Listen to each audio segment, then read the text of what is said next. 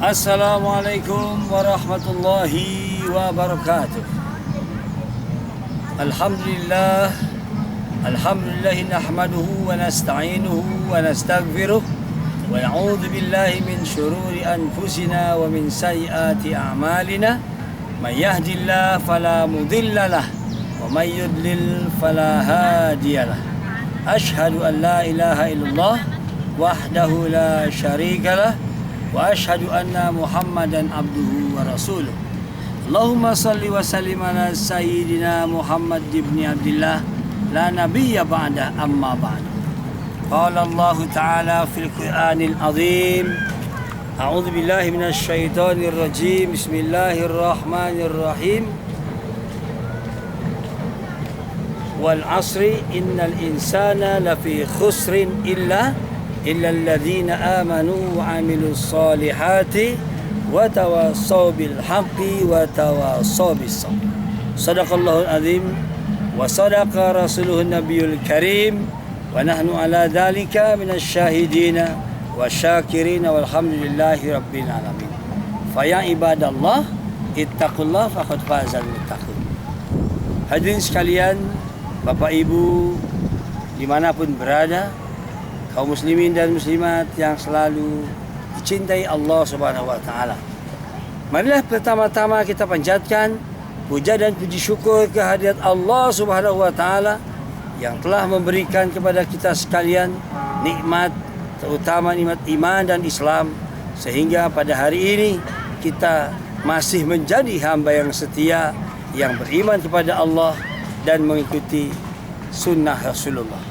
Salawat salam semoga tercurah buat kecintaan kita, kerinduan kita Nabi besar Muhammad sallallahu alaihi wasallam beserta para sahabatnya dan keluarganya yang telah berjuang selamatkan umat manusia dari dunia sampai akhirat.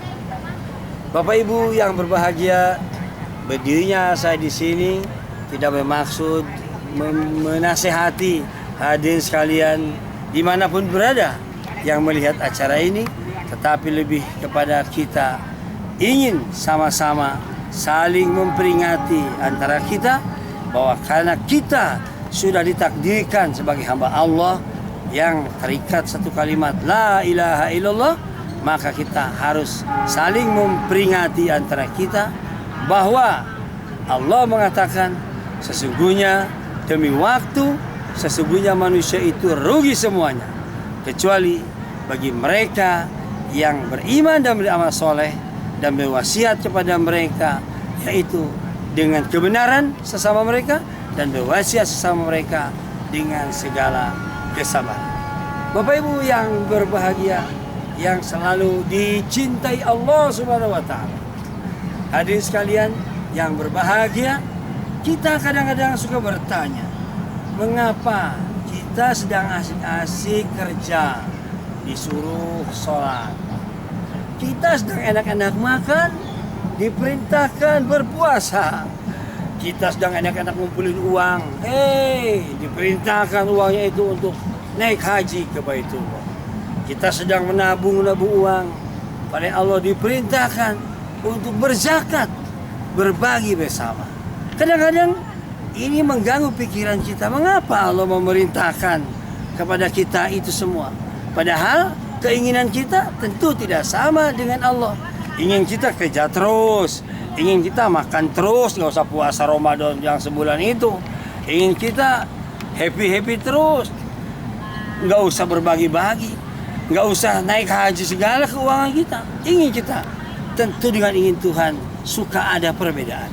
Hadirin sekalian yang berbahagia, sesungguhnya perbedaan keinginan kita dengan keinginan Allah atau keinginan Allah dengan keinginan kita berbeda itu bukan saat ini saja, sudah dari sejak masa lalu sudah ada perbedaan, yaitu dari alam perut pun kita sudah perbedaan. Ketika kita ada di dalam perut, maka Allah menghendaki yang kita dari darah sampai daging sampai diberi ruh, kita maunya Allah kita itu punya tangan, punya hidung, punya kaki, punya rambut dan lain-lain sebagai manusia. Tetapi pada saat itu keinginan kita tidak sama. Keinginan kita, aduh saya dikasih kuping, dikasih tangan, dikasih mata, ribet. Saya maunya dikasihnya itu aja tuh, TP, tali pusar. Kalau perlu tali pusarnya 12, biar banyak yang pemasukan ke dalam tubuh kita. Tetapi kata Allah, nggak bisa men, nggak bisa bro, nggak bisa. Kita nggak boleh punya tali pusar banyak-banyak. Tali pusar cukup satu saja. Justru yang penting kamu punya tangan, punya mata, punya kaki, punya hidung. Namanya kamu manusia. Betul hadis sekalian. Ketika kita lahir sebagai manusia yang sempurna, yaitu kita punya tangan, kita punya kaki, kita punya mata. Walaupun tadinya kita merasa ribet dengan adanya tangan, kaki dan sebagainya. Bahkan tercatat oleh kita. Yang pertama kali digunting adalah tali pusar, jebret, digunting tali pusar kita. Hadirin sekalian, andainya Allah mengikuti keinginan kita, nggak usah dikasih tangan, nggak usah dikasih mata, nggak usah dikasih kaki, udah, saya mau butuh tali pusar saja. Kita lahir bukan sebagai manusia, kita lahir geluntung ke dunia, geluntung sebagai daging bulat, sebagai bakso barangkali sebutannya. Hadirin sekalian yang berbahagia, kenapa Allah Subhanahu wa taala menginginkan menciptakan kita tangan, kaki dan sebagainya? Itulah Allah menghendaki kita menjadi makhluk di dunia yang mulia dan bertakwa kepada Allah. Hadirin sekalian, apa tujuan hidup kita di dunia? Adalah beribadah dan berbakti kepada Allah Subhanahu wa taala. Sebab itu hadirin sekalian, manusia itu akan berbahagia kalau dia berbakti, bertakwa. Tapi manusia akan menjadi rugi kalau hidupnya dia tidak beriman kepada Allah Subhanahu wa taala, tidak beramal soleh, karena itu yang akan kita bawa mati. Pada kesempatan yang baik ini, saya ingin menyampaikan sesuatu amalan Islam yang paling penting. Yang pertama adalah sebagai umat manusia, kita harus tahu bahwa kalimat yang diwajibkan untuk kita paham, yaitu kalimat La ilaha illallah. Tiada Tuhan selain Allah. Selain Allah semuanya bukan Tuhan. Selain Allah semuanya ciptaan Tuhan. Dan sebab itu keyakinan kita adalah bahwa di dalam kita seorang muslim, kita menyaksikan tiada Tuhan selain Allah, dan Nabi Muhammad itu utusan Allah. Artinya kita mengenal Allah itu dari ajaran yang dibawa oleh Nabi Muhammad SAW. Kemudian yang kedua, bukti daripada keislaman kita adalah salat. Salat yang 5 waktu ini Allah berikan pada kita sebagai landasan atau amalan yang menjadi landasan kita ini orang yang iman atau yang ingkar. Kalau kita melaksanakan salat, berarti kita orang yang beriman. Tapi kalau kita meninggalkan salat, berarti kita adalah orang yang tidak beriman. Bahkan kita termasuk orang yang ingkar kepada Allah Subhanahu wa taala. Hadirin sekalian yang berbahagia, sebab itu saya mengajak hadirin yang ada di sini, mari kita kerjakan sholat. Karena segede-gedenya pahala adalah pahala melaksanakan sholat, dan sebesar-besarnya dosa adalah orang yang meninggalkan sholat. Dalam satu hadis Nabi bersabda, barang siapa yang meninggalkan sholat satu waktu, dia akan dibakar di api neraka satu hukum.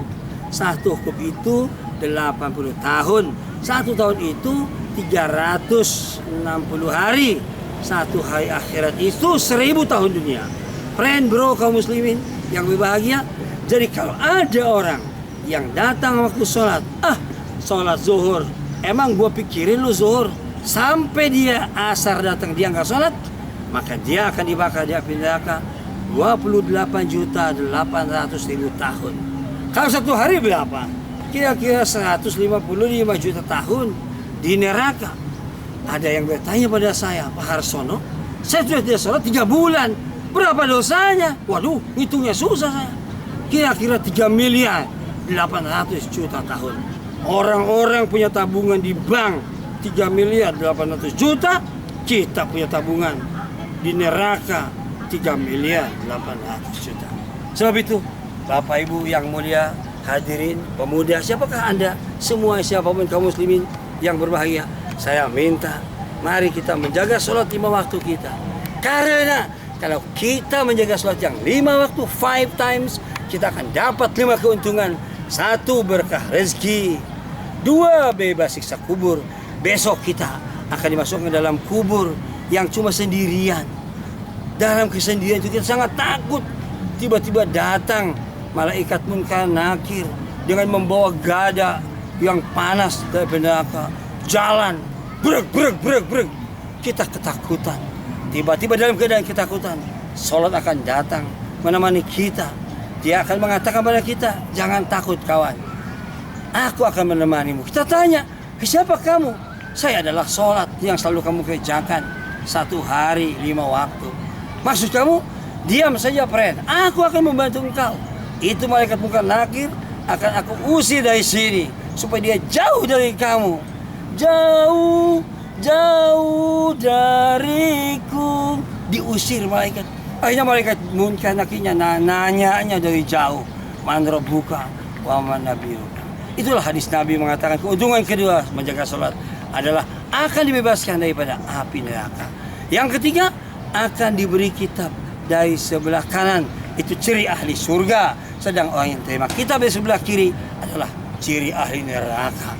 Kemudian keuntungan yang keempat, ia akan dibebas, akan melewati sirat secepat kilat. Dalam satu pepatah mengatakan siratal mustaqim itu 1 lembar dibelah 7, tajamnya lebih daripada pedang. Dia mendatar 500 tahun, menanjak 500 tahun, menukik 500 tahun. Di bawahnya telah menunggu 7 api neraka yang siap menerima kejatuhan manusia-manusia. Diceritakan oleh para alim ulama, begitu banyaknya orang yang jatuh dari sirat itu ke neraka yang 7 itu. Seperti banyaknya hujan yang turun dari langit. Dan orang-orang yang menjaga sholatnya yang 5 waktu, dia akan meniti sirat secepat kilat, shoot, bleng, langsung sampai. Dan keuntungan yang kelima adalah orang yang menjaga sholat akan masuk surga tanpa hisab. Malaikat Ridwan akan memanggil Anda Bapak Ibu, hei friend sini, bro sini, kamu coba masuk surga. Jidatnya bening lantaran bekas wudhu dan bekas sujud. Semua itu akan kita dapatkan kalau kita menjaga 5 waktu. Yaitu, saya ulang lagi, akan diberkahkan rezeki, akan di dunia, kemudian bebas sisa kubur, terima kitab sebelah kanan, meniti sirat secepat kilat, dan masuk surga tanpa hisab. Mudah-mudahan Allah Subhanahu wa Ta'ala akan memberikan pada kita kekuatan iman di dalam dada dan kekuatan mampu mengamalkan apa yang Allah ajarkan pada kita, yaitu di antara lain kita bisa menjaga sholat yang 5 waktu. Demikian yang saya sampaikan, mudah-mudahan ada manfaatnya buat saya dan buat kita sekalian umumnya.